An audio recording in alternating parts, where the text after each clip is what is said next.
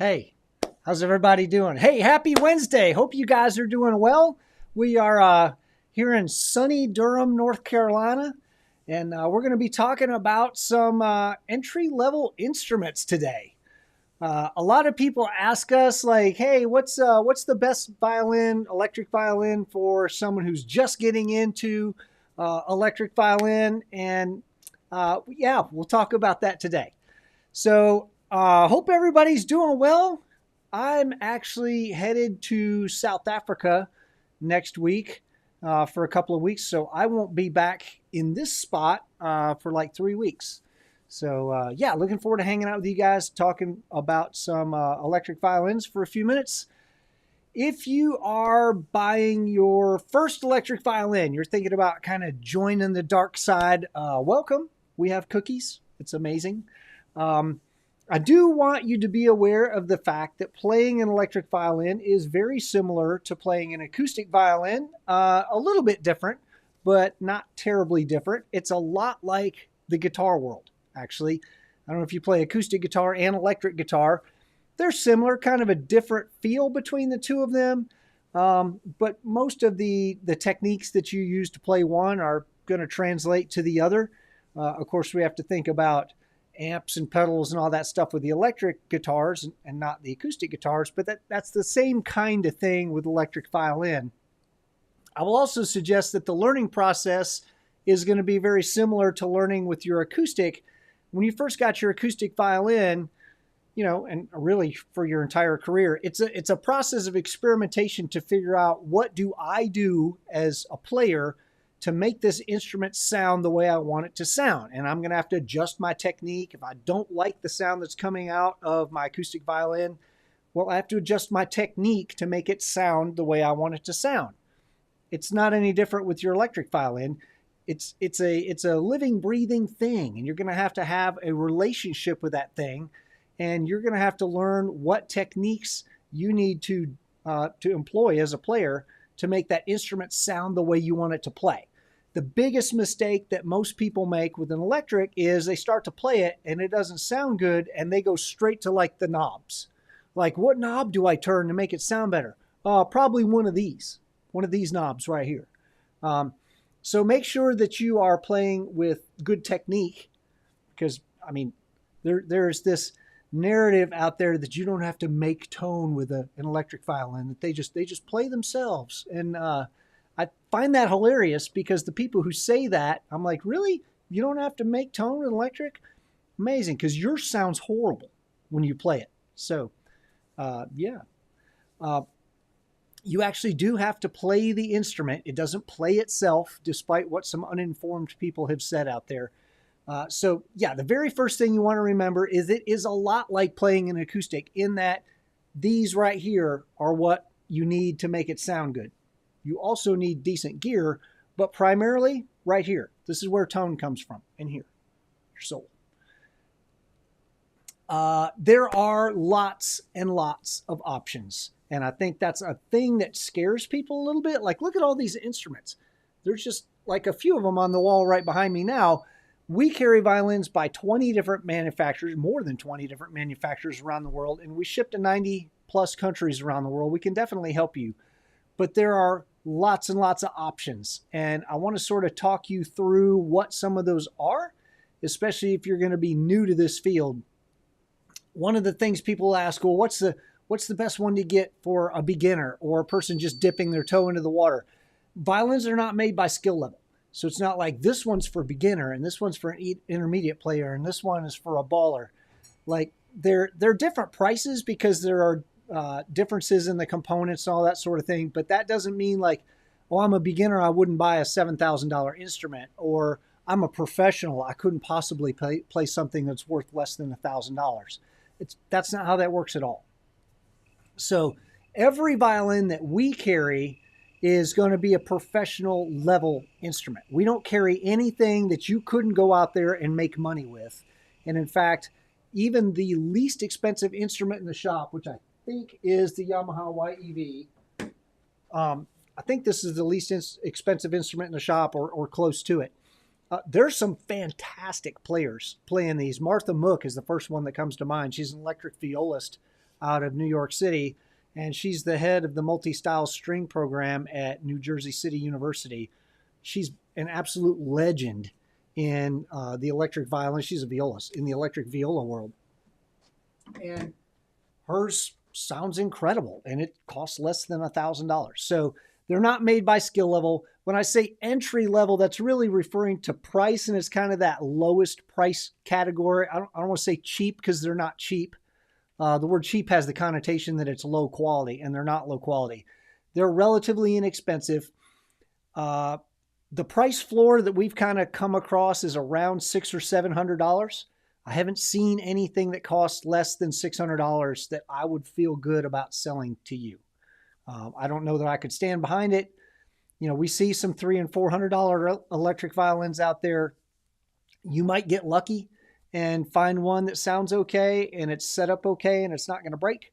But where we've sort of discovered that the price floor for a quality instrument is around $600 or $700. So these entry-level instruments that we're going to talk about today are all going to be between $600 or $700 and $1,000.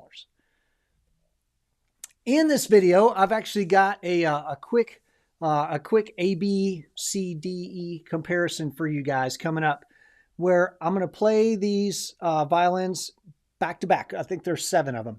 I'm playing back to back, and you'll be able to hear the differences between all these all these sounds on all these instruments. You'll be able to hear the difference, and then we'll talk about features and pros and cons and all that kind of stuff. What are you going to hear? You're going to hear about a 50-50 blend of the direct sound right off the instrument, and I'm playing into a Fishman Loudbox Performer that's sitting about 6 feet away from me, and there's a mic right here. So you're going to hear about a 50-50 blend of the direct sound and the mic in the room. And what order are we going to hear these in? These will be in alphabetical order by manufacturer and then model name. So I'll play this video for you real quick, and Pete, I will try to get to that in just a second.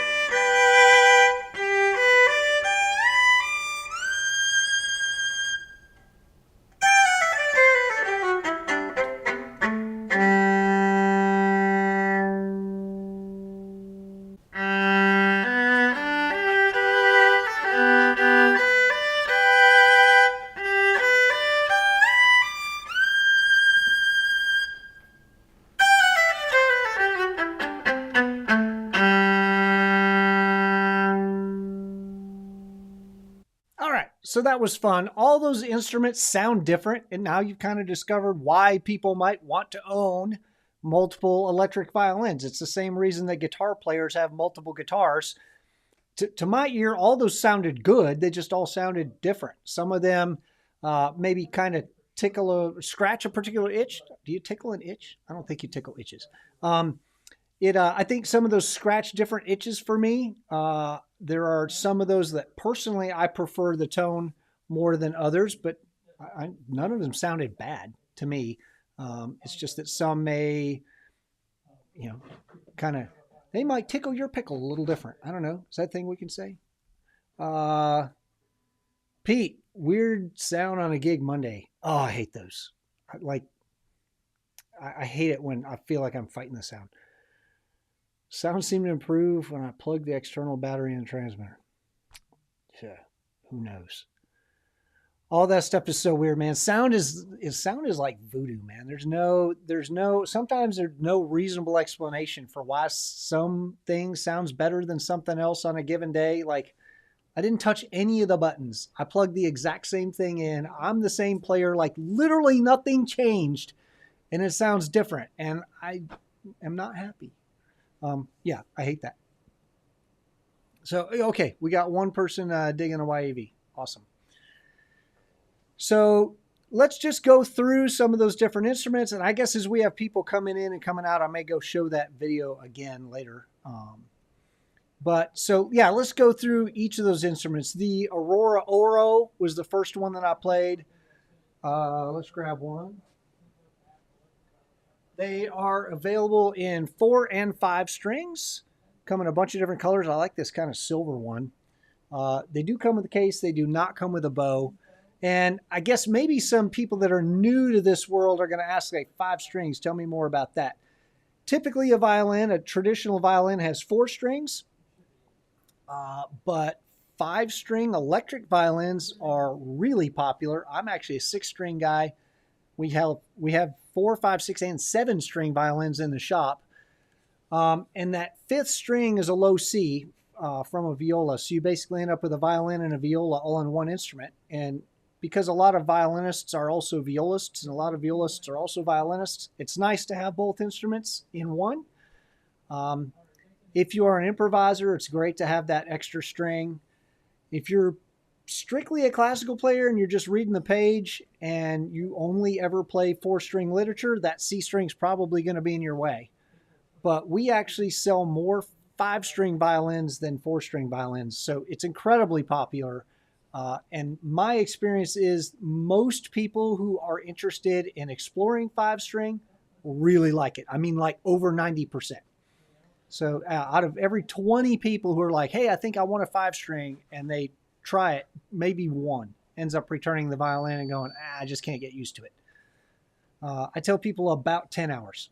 If you've got about 10 hours of time on that 5-string, it's going to feel like home.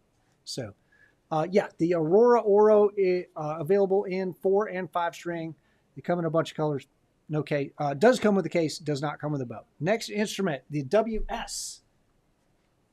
This is the WS that I played. Really pretty instrument. I love the wood grain on this. This is really hot. Also available in 4 and 5 strings. Come in a ton of different colors and different woods. Does come with a case. Does not come with a bow. There are 2 knobs on this one, and so there's a pickup underneath each side of the bridge, and you got a treble side pickup and a bass side.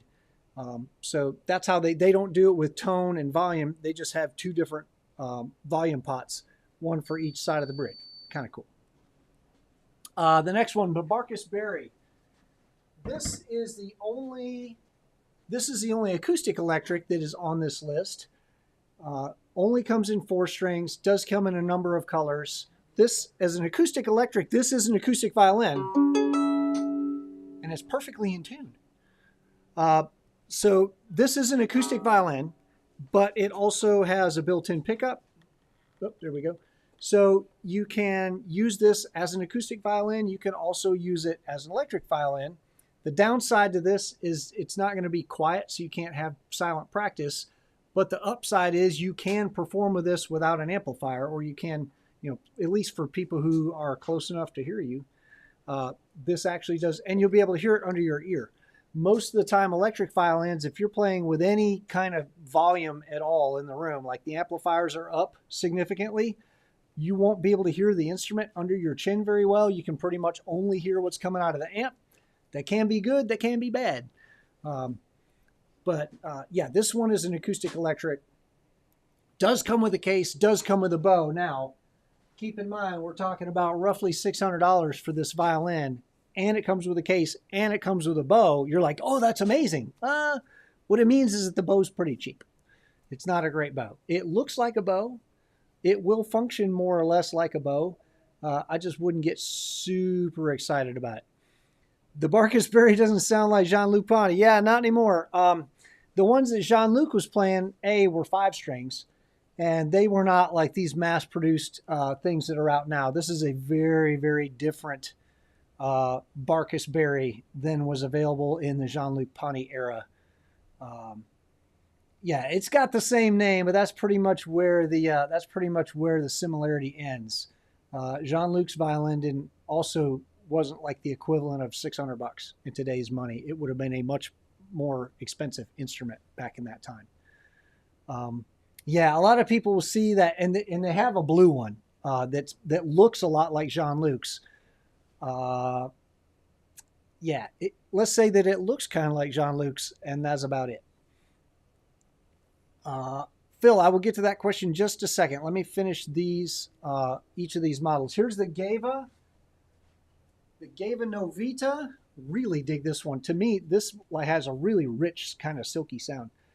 This comes in 4 and 5 string. There are 3 different colors. Oh, I should have mentioned, this also has geared pegs in it. And it's got a place that you can store like a snack or something. If you like a big stogie, you can stick it in there.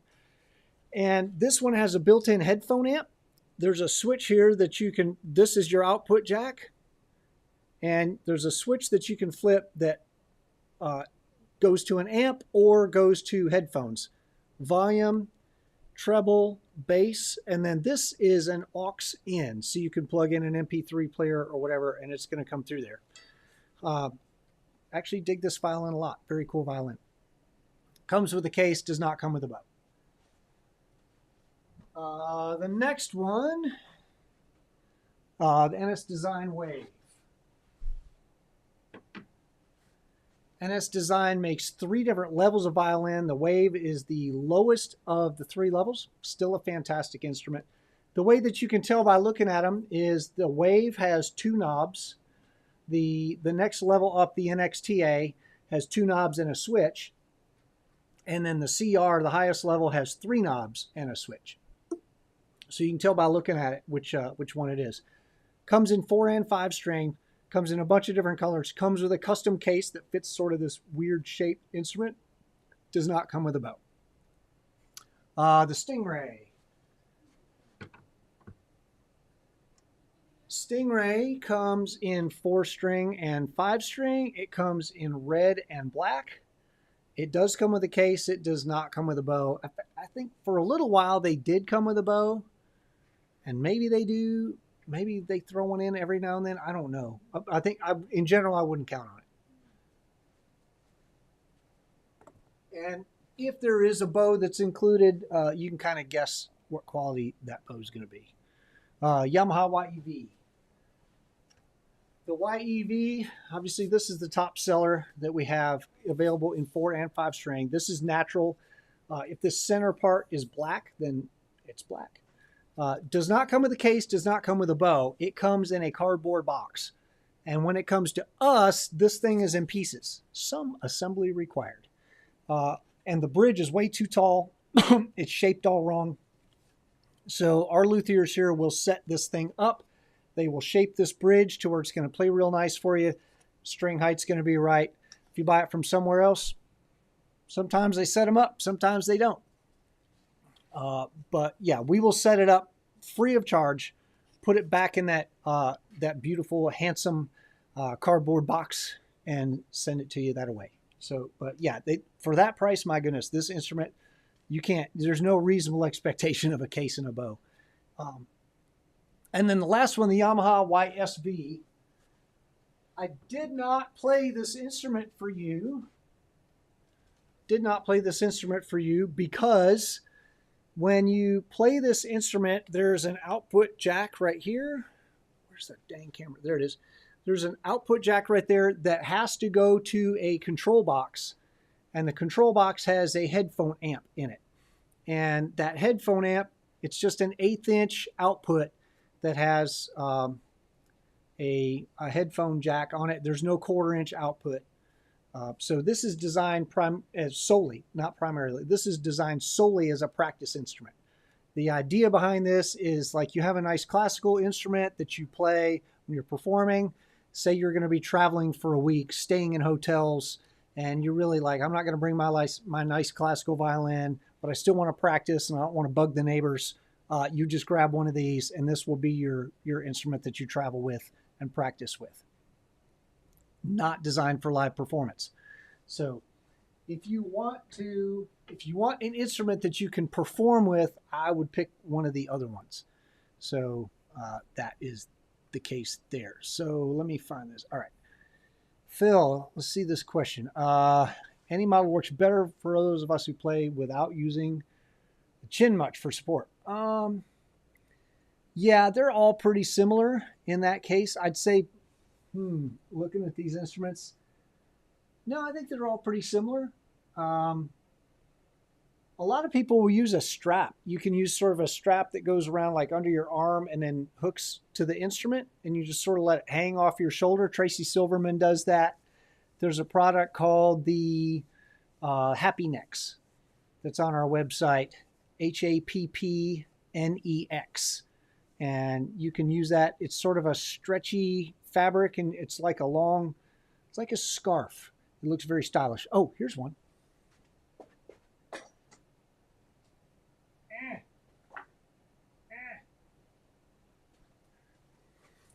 Look how stylish. I look very stylish.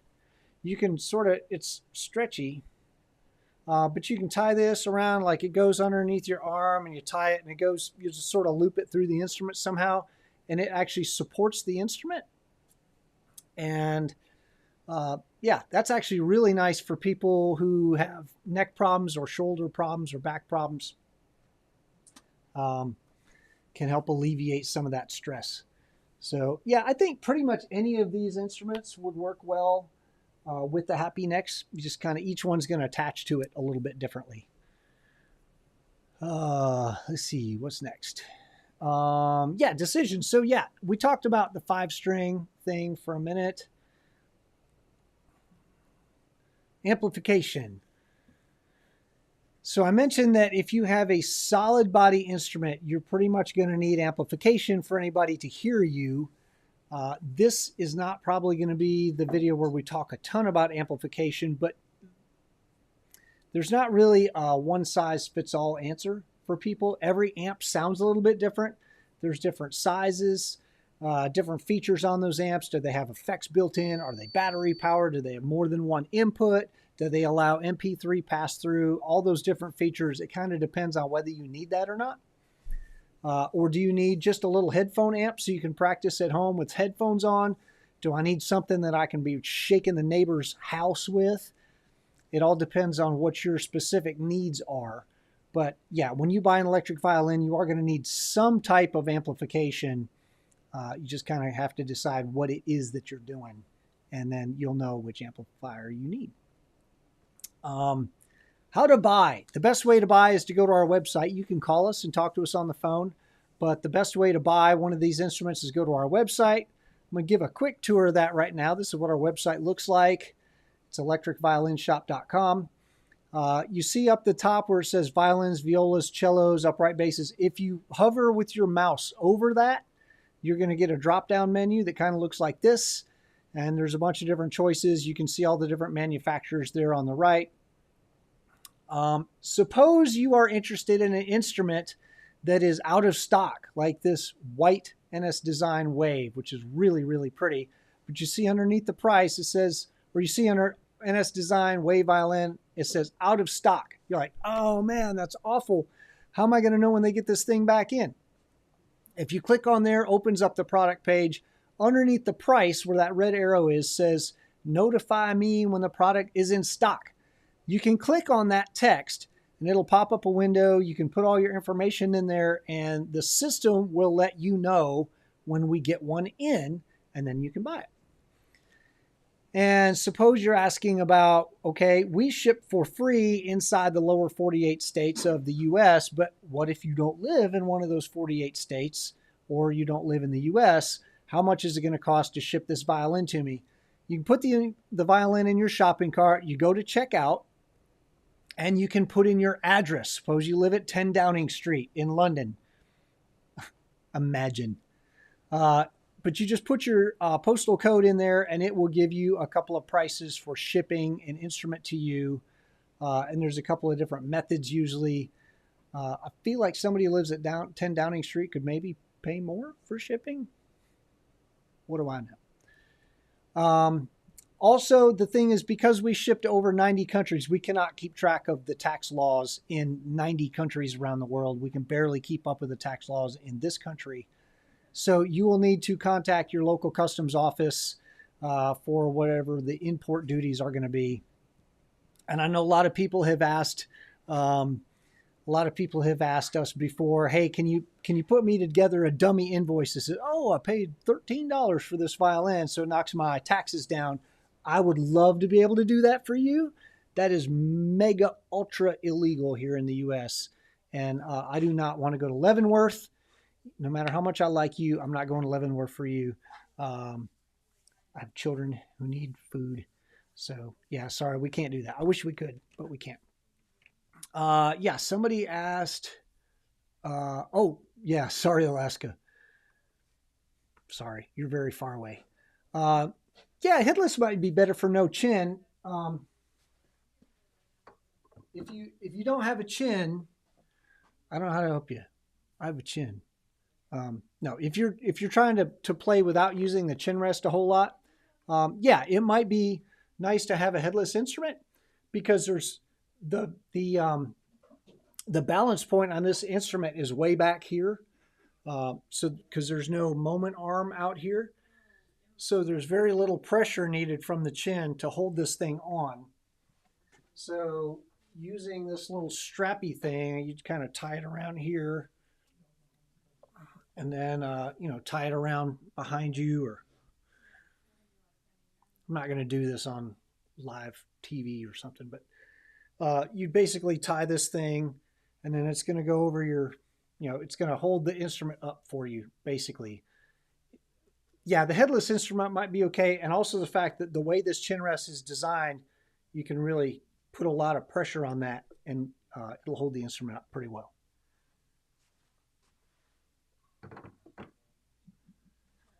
So I think we've got some new people here. I'm going to let you guys hear. We are talking about some entry-level instruments, and I want to let you guys hear a bunch of these instruments. So here are 7 electric violins back to back to back to back to back to back to back to back to back.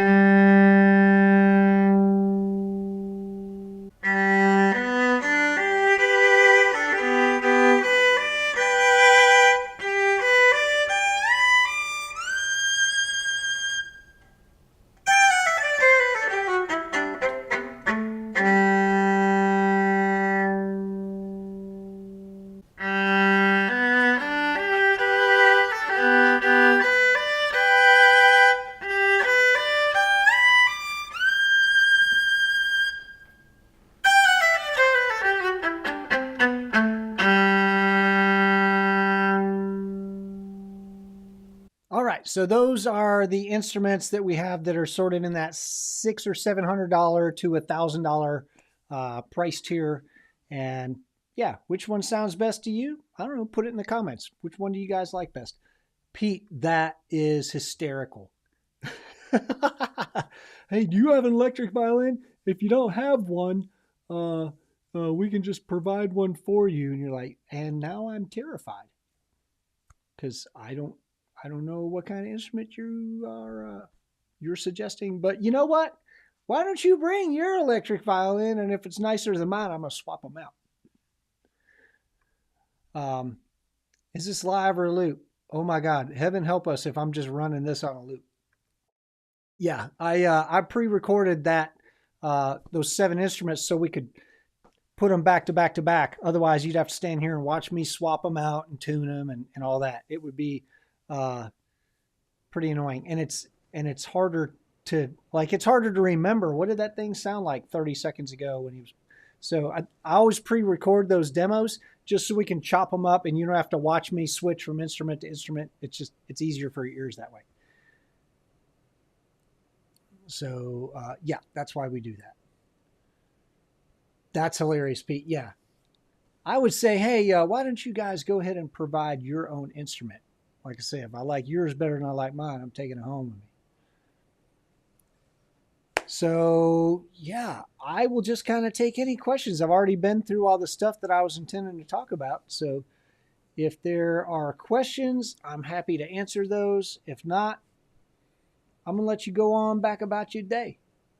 I've got a couple more videos to shoot before I get out of here today, and then I'm headed on. I'm actually taking a vacation. That is the weirdest thing ever. I don't really take vacations. I'm usually off somewhere playing. But we're going to South Africa to visit some friends for a couple weeks, and that's going to be a lot of fun. It'll be a lot of fun for me, but I'm going to miss you guys. I'll be energized when I get home. I will have been looking at zebras and such, and then I'll be able to come back and we'll talk more about violins after I get back. That'll be a hoot. So yeah, if you guys have any more questions, dump them in the comments section. I'll try to answer them. Apart from that, yeah, what is a vacation? Seriously, I'm pushing 50, and this is I don't really do vacations. I mostly just work. So yeah, it's gonna be fun. Actually taking a vacation. Weirdest thing ever. So, oh yeah. Yeah, good question here. So a 5-string violin, do the finger positions change that much compared to a viola? Well, let us see. Let me grab there is a electric viola right here. Let me grab that.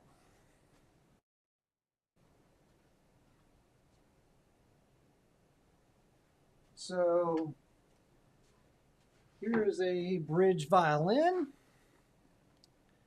and here's a bridge viola. Like, size differences very significant. So the finger positions are going to change because scale length is a whole lot different. So on this instrument, the space between, and I haven't tuned this, not too bad.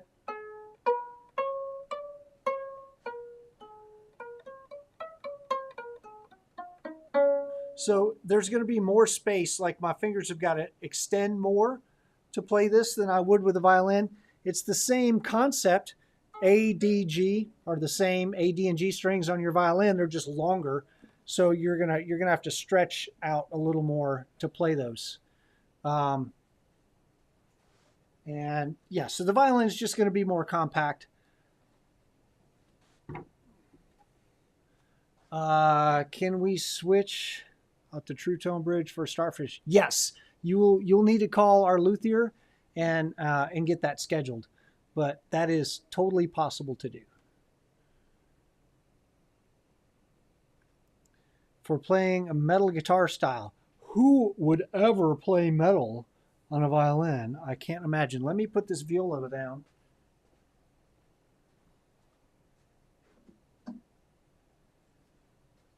So in general, are you talking about playing like with a lot of distortion, or are you talking about like, I just want to play some metal style stuff? Because frankly, if you're not running a lot of distortion, you're going to discover very quickly that metal and classical are like the same. Metal and classical are pretty much the same. Rachel Barton Pine, one of the top living violinists, is, I mean, a ridiculously good classical violinist. She's also a metal violinist, and she will tell you that classical and metal are like, it's the same. Her new record, by the way, which is out, I think it's got a Shostakovich concerto on there, and then the Earl Manian concerto is on there. Obviously, you know who Shostakovich is. Earl Manian is a heavy metal violinist out of New York City who plays both acoustic and 7-string electric. And there's nobody more brutal than Earl. I don't care who you are, you don't play harder than Earl does. He wrote a concerto that pretty much only Rachel can play and recorded it with the Scottish National Symphony. The record just came out. I need to go get my copy of that, actually. So drop down distortion. I would say I do quite a bit of rock violin. I play a 6-string. Most of the people I know who play metal play 7 strings. So I would say 6 or 7 string is probably going to be your best option. If that's not in the cards for you, you're going to try to do it with a 5-string. I would try to get one of the darker, warmer sounds that I can get, because when you start adding distortion, you start adding a lot of high frequency artifacts. So a dark, warm sound is going to distort very nicely. A sort of a clear, bright sound, when you distort it, is going to get really spiky. So I kind of want a fat sound if I'm going to run it into heavy distortion, so that it doesn't just get all brittle and thin. Any more Rockstar Violinist podcasts in future? I don't know. As you guys may know, I'm wearing the shirt for the Rockstar Violinist podcast. We had somewhere in the neighborhood of 50 or 60 episodes out. Each one of them was an interview with a different electric violinist. Episode 1 was Mark Wood. Hard to do any better than that. But we interviewed like everybody. Most of the people that I talk about in these podcasts, in these live streams, are people that I interviewed for the podcast. I think Julie Lyon Lieberman might have been the last one that I put out. And when I started grad school a couple of years ago, there were going to have to be some things in my life that were going to give. Like, I can't just add grad school to the list of all the things that are in my schedule and still survive. So one of the things that kind of had to go was the podcast. I just didn't have time to work on it anymore. And now that I'm done with school, I'm in the middle of recording another album right now and simply don't have time to do a podcast. So I don't know, maybe in the future, but certainly not anytime soon. Good question, though. Is there a special bow or rosin for electric violins? Great question. So no, yes and no. No, in that you can play these electric violins with your regular acoustic violin bow. Now, when we start talking about 6 and 7-string violins, those big strings on there, let me grab a 7. This is what a 7-string violin, the strings look like. Here's your E string, very small. Look how massive that B flat string is. Humongous. So moving that thing with a regular violin bow can be a little tricky. Coda Bow makes a bow called the Jewel. There's one right here. Jewel is the name on that, Joule. This is actually designed for extended range violins. It's got a wider shank of hair in it, like a viola width shank of hair. So you get the nimbleness and control that you get with a violin bow, but you get the pulling power that you get with a viola bow.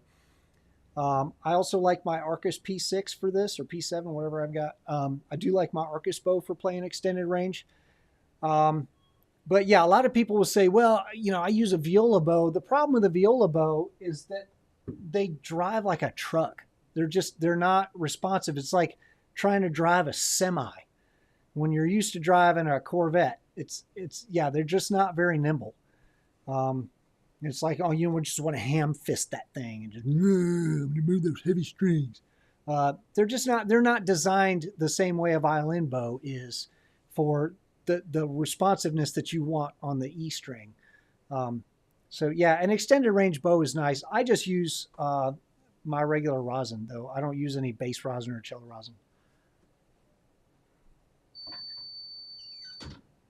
I know there are people who use bass rosin or cello rosin. That's fine.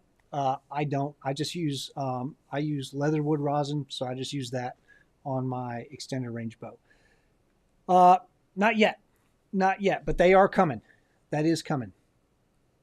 So, yeah, the low B flat strings are not really on the market yet. There are enough prototypes out there that they can get these 7-string violins built.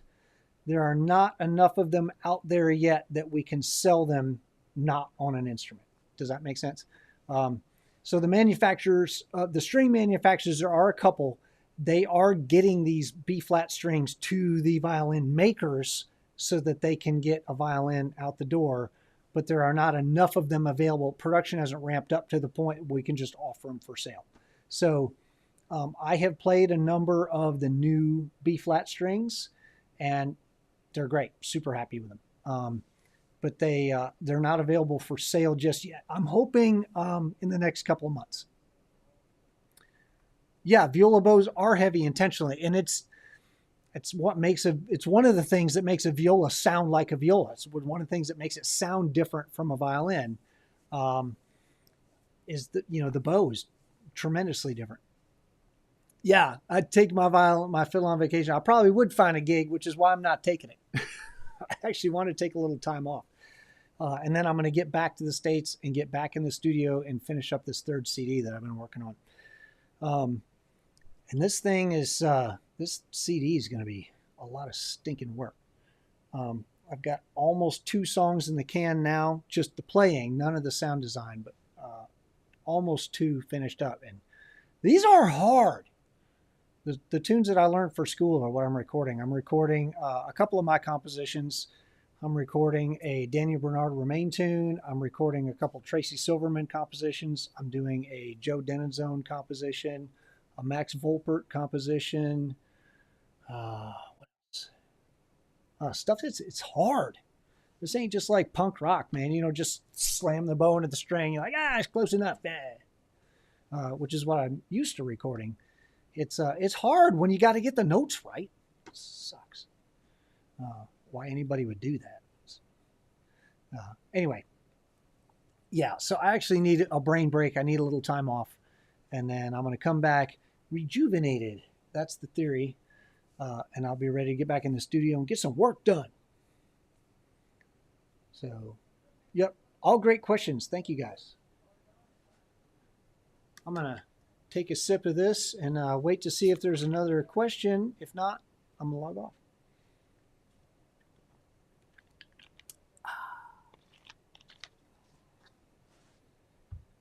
I stayed up too late last night, and now I'm tired. Okay, I'll do one more time.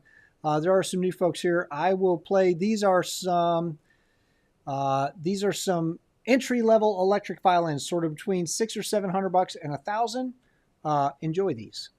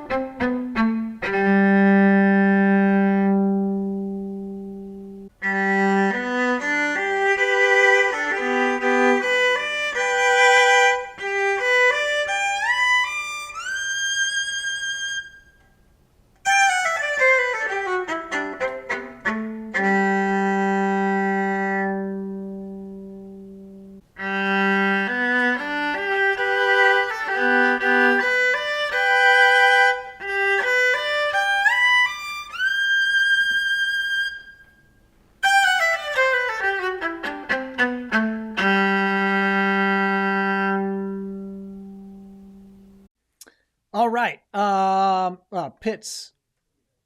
Pits sounds like pits. Yeah, it's not any. Oh, left pits. Yeah, just sounds like left pits. If your 5-string is too low on the fingerboard, it could be.